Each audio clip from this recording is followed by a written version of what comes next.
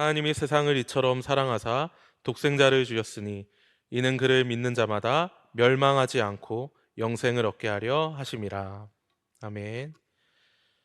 오늘 본문 말씀을 가지고 멸망받을 조건에서 구원받은 우리라는 제목으로 말씀을 함께 나누고자 합니다. 오늘 성경 본문을 보시면 우리가 입에 닳도록 많이 암송하고 외우는 구절이지 않습니까? 그런데 이 본문에서 우리는 하나님의 사랑과 독생자를 우리에게 주신 것, 그리고 우리는 그를 믿는 것, 그리고 영생에 대하여 집중하기가 쉽습니다. 복음의 정수라고 불러도 모자람이 없는 이 본문에서 우리에게 참으로 기쁜 소식이 되는 이러한 부분이 바로 제가 방금 말씀드린 이런 부분이기 때문입니다. 하나님이 우리를 사랑하셨다. 그 사랑으로 우리에게 하나님의 유일한 아들 예수 그리스도를 보내주셨다. 그리고 그를 믿는 자는 영생을 얻는다. 참으로 기쁜 소식이고 복된 소식입니다. 이 사실을 우리는 믿기만 하면 우리는 구원을 얻고 영생을 누리며 하나님의 나라에 들어가게 됩니다. 그런데 상대적으로 멸망하지 않고 라는 이 대목에는 그렇게 주목을 하기가 쉽지 않습니다. 어떠십니까? 우리 성도님들, 이 부분에 주목하여 본문을 읽으시게 되십니까? 사실 이 멸망하지 않고라는 이 부분에 주목하기는 사실 좀처럼 쉽지 않습니다. 왜냐하면 예수를 참으로 믿는다면 이미 멸망에서 건짐을 받아 구원을 누리고 영생을 누리고 있기 때문이죠. 너무나도 복되고 영광스러운 조건이 예수를 믿는 자에게 이미 주어졌기 때문입니다. 예수를 믿어 영생 복락을 누리며 크게 위로함을 누리게 되죠. 참으로 우리가 그렇지 않습니까? 우리가 그런 조건이지 않습니까? 여기 모인 우리 모든 성도님들이 참으로 예수 그리스도를 믿는다면 우리는 영생 복락을 누리며 참 행복과 만족을 누리는 큰 특권을 가진 자들입니다. 그래서 구원받기 이전에 이 멸망의 조건을 그렇게 쉽게 생각하지 않는 것이 당연합니다. 하지만 한번 생각해 보십시오. 우리가 예수를 믿어 구원함을 받아 영생 복락을 누리고 기쁘고 복된 삶을 누리는 것이 너무나도 당연하지만 실상 그러한 삶을 누리지 못할 때도 있습니다. 어떤 특정한 때가 있습니다. 예수님을 믿어도 죄의 유혹에 시달릴 때가 얼마든지 있죠. 또한 사람의 관계에서 여러 가지 파괴적인 결과를 마주칠 때도 있습니다. 심지어 교회 내에서 세상적인 유혹에 시달리며 괴로울 때도 있습니다. 우리가 어떤 외적인 행동의 죄악보다도 마음으로부터 오는 죄악의 더 추함을 발견할 때면 그것이 끔찍하고 위선적이라 괴로울 때가 우리에게는 존재해야 합니다. 목사라고, 장로라고, 권사, 집사라고 그 어떤 성도라도 예외가 아니죠. 온갖 죄의 유혹에 시달리며 예전에 그 멸망의 조건으로 우리를 고꾸라뜨리려고 하는 죄와 사망과 세상과 사단의 권세가 우리를 늘 가만두지 않습니다. 문제는 그런 죄의 유혹에 넘어가 크게 실족을 할 때입니다. 나 자신을 통해서든 다른 사람을 통해서든 그럴 때가 우리에게는 있습니다. 이럴 때 우리는 구원의 확신을 잃어버릴 수도 있고 예수님이 이 땅에 나를 사랑하셔서 오셔서 우리의 영생을 얻게 하셨다라는 이 사실도 흔들릴 수가 있죠. 정말 복음이 복음인가 심지어 의심이 될 때도 있습니다. 바로 이러할 때 우리는 이 본문에서 오늘 우리가 읽은 요한복음 3장 16절의 이 본문에서 우리의 멸망받을 조건이 어떠했는지 다시 한번 생각을 하면서 이 조건에서라도 이 멸망받은 조건에서라도 우리를 건지시겠다, 구원하시겠다 하신 이 복된 소식을 다시 새겨야 합니다. 온갖 죄악에 시달리고 있을 때, 온갖 세상의 유혹과 사단의 유혹에 힘들어할 때에 우리에게 복음이 정말 복음이 되게 하는 멸망받을 그 조건의 상태를 기억하며 그 어떤 조건에서도 구원하시는 예수 그리스도, 구원자, 그분의 사랑과 능력을 다시 바라보는 과정이 필요합니다. 그래서 우리는 예수를 믿기 이전에 멸망받을 상태가 어떠한 상태였는지 다시 한번 곱씹어 보기 원합니다. 우리 각자의 이제 경험 세계에 예수님을 믿기 이전의 모습 상황들이 있지 않습니까? 이 시간은 요한복음에서 예수 믿기 전에 신자가 멸망받을 상태가 어떠했는지가 묘사가 되는데, 그 성경의 말씀으로 한번 우리가 살펴보기 원합니다. 총 세 군데를 내용을 짧게 해서 살펴보고자 하는데요. 먼저 요한복음 10장 28절입니다. 내가 그들에게 영생을 주노니 영원히 멸망하지 아니할 것이요 또 그들을 내 손에서 빼앗을 자가 없느니라. 이 본문에서 예수님은 직접적으로 이 3장 16절과 같은 맥락의 말씀을 하십니다. 영생에 대한 말씀과 멸망에 대한 언급을 하시죠. 여기서 우리가 주목할 것은 바로 영원히라는 단어입니다. 요한복음 3장 16절에는 이 영원히 멸망받는다라는 이 영원히의 단어가 없습니다. 예수님은 엄중하게 말씀하십니다. 직접 언급을 하시죠. 예수를 믿어 예수님에게 영생을 얻지 못하는 자, 그는 영원히 멸망할 것이다. 그리고 예수님을 믿지 아니하는 자는 예수님의 손아귀에서 벗어난 자다라고 이렇게 간접적으로 말씀을 해주십니다. 우리가 여기서 생각해 볼 내용은, 예수님은 이 내용을 양과 목자의 비유에서 말씀을 하고 계시다라는 사실입니다. 예수님은 자신의 양은 자신의 목소리를 따를 것이다 라고 말씀을 하시며, 예수님의 손에 있는 양 무리를 빼앗을 자가 없을 것이다 라고 말씀하시죠. 반대로 생각을 해보시면, 예수님의 양이 아니라면 그 양은 예수님의 손에서 벗어나 자기 멋대로 돌아다니며 이리와 사자, 독사와 전갈, 낭떠러지와 사막에서 유리방황하고 고통당할 것입니다. 핵심적인 사실은 이 일이 영원토록 지속되어 결국은 이 땅에서 뿐만 아니라 영원의 세계에서도 멸망에 처해진다 말씀하고 계신다라는 사실이죠. 또 한 군데를 봅니다. 요한복음 12장 25절인데요. 자기의 생명을 사랑하는 자는 잃어버릴 것이요 이 세상에서 자기의 생명을 미워하는 자는 영생하도록 보존하리라. 여기서 영생은 자기의 생명을 미워하는 것과 연관을 되어 있습니다. 멸망은 자기 생명을 사랑하는 것과 연관이 되어 있죠. 하나님께서 예수 그리스도를 통해 주시는 생명 외에 다른 생명, 그것이 심지어 자기 자신의 본래적이고 자연적인 생명이라 할지라도 그것을 미워하지 않으면 영생을 누리지 못한다라고 말씀을 하십니다. 오해하시지 않기 위하여 좀 더 설명을 드리면, 자기 자신을 하나님처럼 섬기고자 하는 자기애, 자기 숭배, 자기 중심성, 자기 자신을 통해 이 땅을 살아가려고 하는 그 어떤 생명의 활동도 미워하지 않으면 하나님이 새롭게 주시는 생명, 이것을 누리지 못한다라는 것이죠.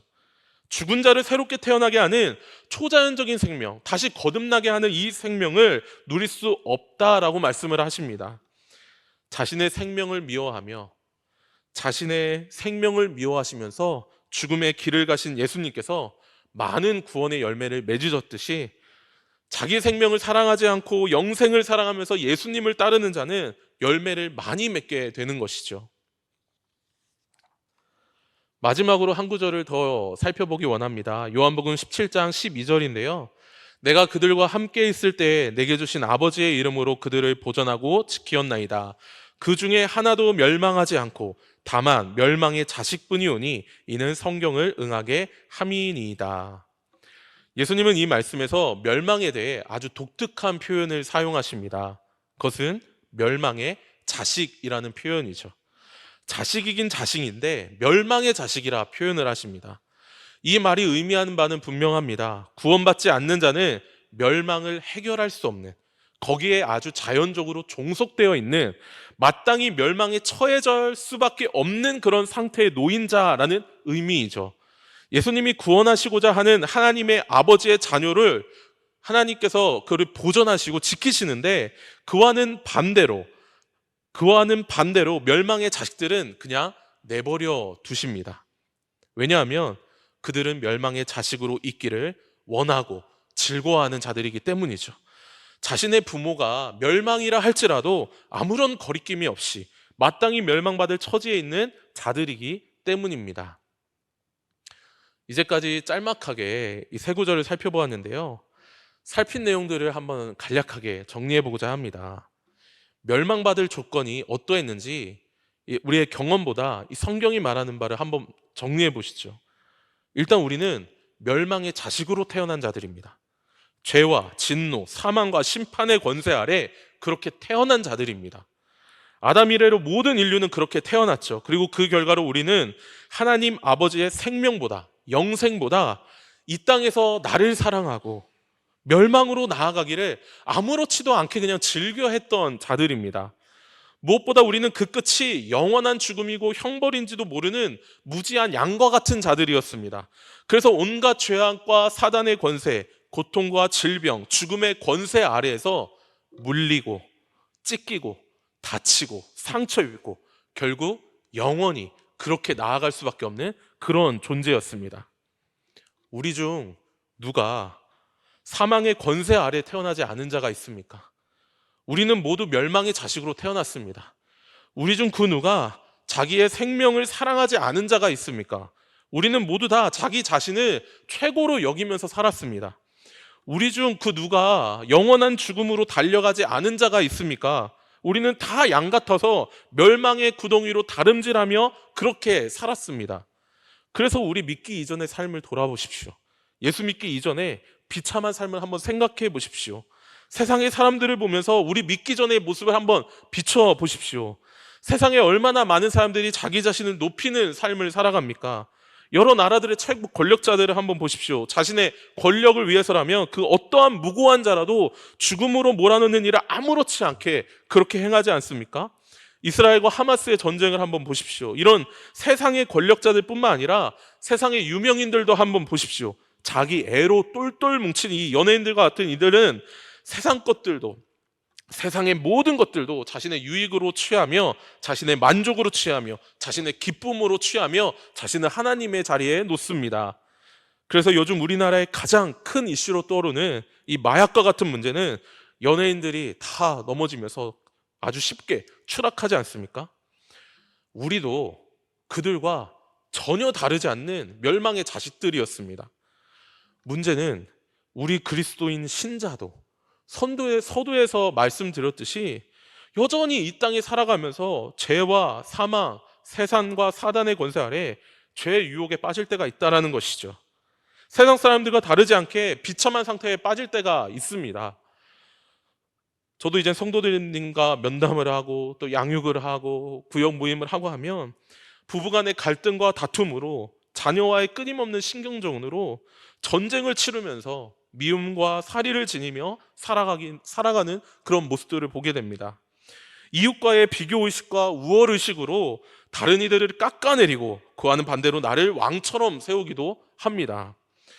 직장과 사업장 그리고 심지어 교회 공동체 내에서도 이리저리 치이며 서로를 물고 뜯고 다치게 하면서 관계의 파괴를 경험하며 유리 방황하기도 합니다. 이런 일들이 정말 심각하게 문제가 되면 하나하나 쌓여서 정말 심각하게 문제가 터지게 되면 정말 이전의 멸망 상태로 돌아간 것 같은 자괴감과 비참함과 그리고 때로 심지어 신앙마저도 포기하고 싶은 모습이 들 때가 있습니다. 복음이 정말 복음인가?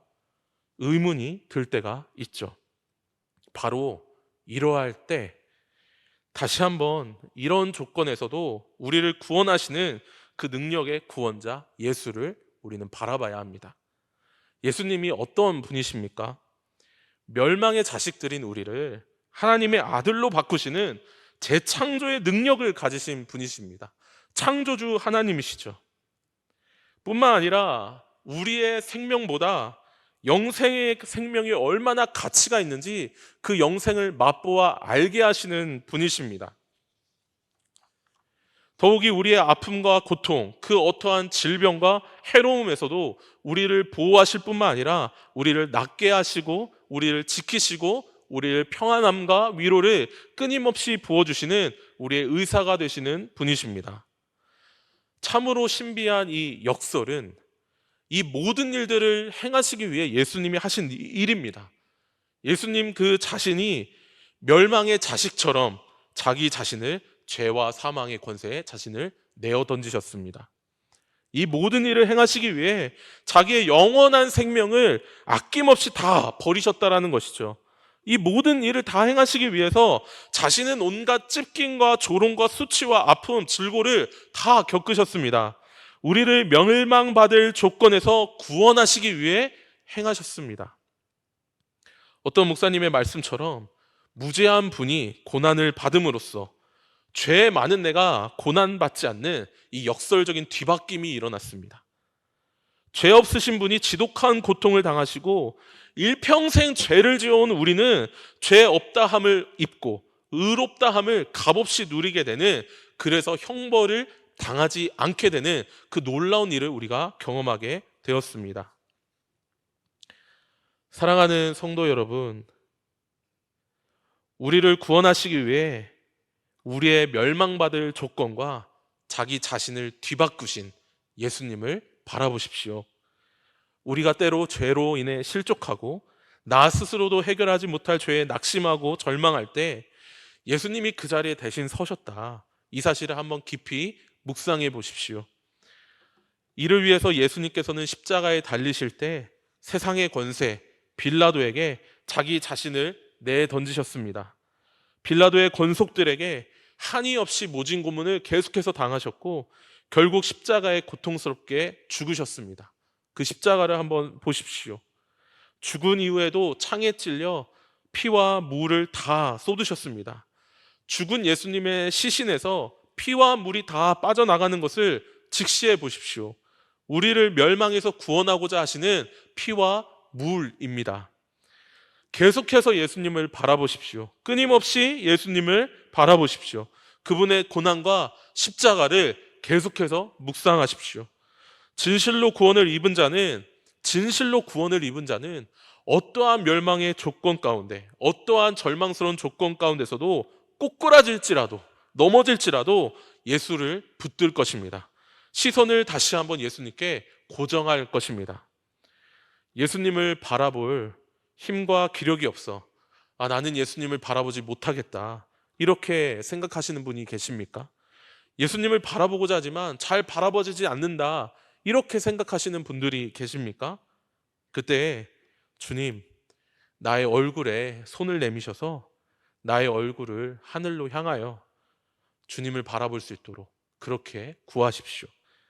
그 어떤 힘과 기력이 없을지라도 전능하신 주님은 친히, 그리고 자비로우신 주님은 친히 우리의 고개를 들어서 주님을 바라보게 하십니다. 골고다 그 언덕길 제일 높은 꼭대기 십자가를 바라보도록 주님이 우리의 얼굴을 들어 올려주십니다. 바라기는 우리 모두가 일평생 죽음이 찾아오기 전까지도 계속해서 우리를 괴롭히는 죄의 유혹, 세상의 유혹, 사단 마귀의 참소, 이러한 것들이 끝까지 될지라도, 죽을 때까지 될지라도 정말 그 끝까지 예수님을 바라보길 간절히 소망합니다. 그래서 죽음의 관문을 넘어 영원한 하나님의 나라에 입성하여서 모두 우리 다 만나 뵙기를 간절히 소망합니다. 기도하겠습니다.